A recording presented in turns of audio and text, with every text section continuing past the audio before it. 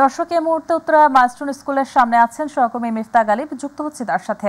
গালিব, মর্মান্তিক এই দুর্ঘটনায় আরও এক শিশুর মৃত্যু হয়েছে, তো আজ স্কুলের সামনে কেমন পরিস্থিতি দেখছেন আমাদেরকে জানাবেন। ধন্যবাদ শাহিলি। আমরা এই মুহূর্তে আছি রাজধানীর উত্তরা মাইলস্টোন স্কুল অ্যান্ড কলেজে। আপনি যেমনটি জানেন, গত 21 জুলাই ঠিক এই প্রতিষ্ঠানেই যুদ্ধবিমান বিধ্বস্তের ঘটনায় আমরা যতটুকু জেনেছি 32 জন মারা গিয়েছে। তো এখানকার আরও 165 জন আহত হয়েছে।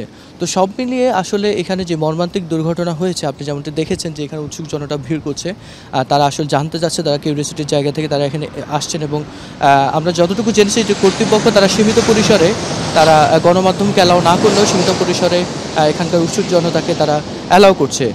এছাড়া আমরা আরেকটি বিষয় যেটা জেনেছি যে এখন পর্যন্ত সর্বমোট 33 জন মারা যাওয়ার আমরা খবর পেয়েছি, এবং প্রায় 61 জনের মধ্যে এখনও রাজধানীর বার্ন এবং প্লাস্টিক সার্জারি ইনস্টিটিউট সহ বিভিন্ন হসপিটালে তারা চিকিৎসাধীন অবস্থায় রয়েছে।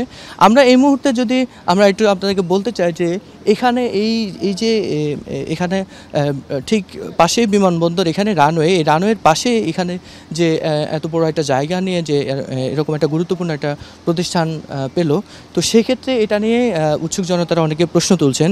আমরা এখানে আরেকটি বিষয় আমরা আপনাদেরকে জানাতে চাই যে এখানে যে চিকিৎসাধীন অবস্থায় টোটাল আমাদের সিঙ্গাপুর থেকে একটি বিশেষ চিকিৎসক দল এসেছেন বাংলাদেশে, যারা আহতদেরকে তারা চিকিৎসা সেবা নিশ্চিত করার জন্য এসেছেন। এছাড়াও ভারতেরও 4 সদস্যের একটি প্রতিনিধি দল এসেছে যে এখানে তারা বেটার চিকিৎসা সেবা নিশ্চিত করার জন্য। আমরা এই মুহূর্তে একজন এখানকারই একজন শিক্ষার্থীর সাথে কথা বলবো, যিনি ওই দিন ঠিক বিমান বিধ্বস্তের ঘটনায় ওই দিনে এখানে ছিলেন। আমরা তার সাথে কথা বলবো, আমরা তার সাথে সংক্ষেপে জানতে চাইবো ওই দিন আসলে কি হয়েছে, এখনকার পরিস্থিতি আসলে কি। জি, আমার নাম মোহাম্মদ ইফতেখার হোসেন, আমি এইচএসসি পরীক্ষার্থী, এই কলেজেরই ইন্টারমিডিয়েট পরীক্ষার্থী। তো বিমানটি 21 জুলাই এখানে বিধ্বস্ত হয় দুপুর 1:10 এমন সময়। তো আমি ওই সময় এখানে ছিলাম, ওই আমাদের যে ভবনে বিস্ফোরণ হয়েছে এর আগের ভবনটা ওখানে ছিলাম, পাশের ভবনটাতে ছিলাম। তো ওখান থেকে বিমানটা মূলত আমাদের যে 5 নম্বর প্রজেক্ট, ওই 10তলা বিল্ডিংটার পাশে দিয়ে গিয়ে একদম ডিরেক্ট এখানে পড়ে। আর ককপিট থেকে পাইলট, যে আমরা যেটা দেখলাম যে পাইলট ককপিট থেকে আগে এক্সিট করছে ওখান থেকে। তো ওখান থেকে গিয়ে ডিরেক্ট বিমানটা স্কাই আর ক্লাউড সেকশন, 2 সেকশন ভিতর আছড়ে পড়ে একদম।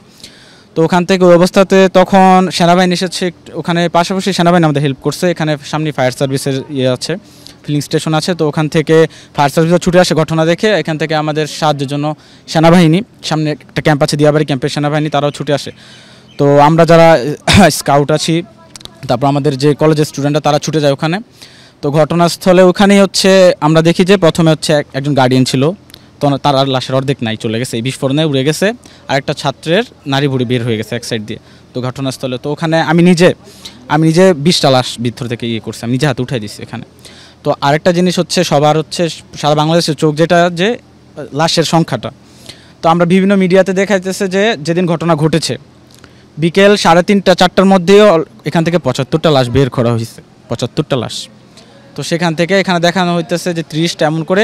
তখন রাত 12টা নিউজ, তখনও সংবাদ মাধ্যমগুলোতে দেখানো হচ্ছে 20 জন মারা গেছে, 20 জন। কিন্তু না, এখানে ছাত্ররা যখন করছে, নিজেরা ছাত্র যেখানে ইন্টারভিউ দিতেছিল যে না আমরা এতগুলো লাশ করছি, তারপর সংবাদ মাধ্যমগুলো আমরা জেনেছি যে আসলে আমরা জেনেছি যে উনি আমাদেরকে সার্বিক পরিস্থিতি জানাচ্ছেন। এবং আমরা আরেকটি বিষয় জেনেছি যে এই ঘটনার পরই আসলে বৃহস্পতিবার পর্যন্ত এই প্রতিষ্ঠানটি ছুটি ঘোষণা করা হয়।